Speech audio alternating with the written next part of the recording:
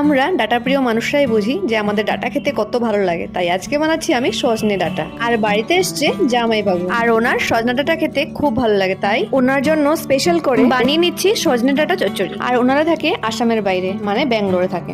আর দেখবে নিজের জায়গাতে আসলে পরে এইসব লোকাল জিনিসগুলোই বেশি খেতে ইচ্ছে করে। তাই আমি আর দেরি না করে সকালে ঝামেলা শেষ করে কেটে নিয়েছিলাম সজনে ডাটা। তারপর কড়াইতে তেল দিয়ে আলু আর মিষ্টি কুমড়টাকে একটু কালো জিরে শুকনো লঙ্কা ফোড়ন দিয়ে একটু ভেজে নিয়েছিলাম। তারপর ওই তেলেই সজনে ডাঁটাগুলো দিয়ে ভালো করে লাল লাল করে ভেজে নিয়েছি। তারপর একটি বাটিতে হলুদ গুঁড়ো জিরে গুঁড়ো নিয়ে একটু জল দিয়ে গুলে সজনে ডাঁটার মধ্যে দিয়ে ভালো করে নেড়ে চেড়ে কষিয়ে নিয়েছি। তারপর দিয়ে দিলাম আলু আর মিষ্টি কুমড় ভাজাটা। চড়চড়ি যেহেতু শস্য ছাড়া হবে না, তার জন্য আমি দিলাম শস্য, আদা আর একটু কাঁচা লঙ্কা বাটা। আর এই সর্ষে বাটাটা কিন্তু নামানোর কিছুক্ষণ আগে দেবে, তাহলে দেখবে খেতে বেশি স্বাদ লাগে। এবার আমার সজনে চচ্চড়ি বানানো কমপ্লিট। আমি একটা গামলায় ঢেলে নিয়েছি, তারপর উপর থেকে দিয়ে দিলাম ধনেপাতা কুচি দিয়ে সুন্দর করে একটু ভিডিও ক্লিপ নিয়ে নিলাম যাতে তোমাদের সাথে শেয়ার করতে পারি। আর বন্ধুরা জিজু কিন্তু বলেছে খুব টেস্টি হয়েছে, তবে তোমরা একদিন বানিয়ে খেও সজনে ডাঁটা।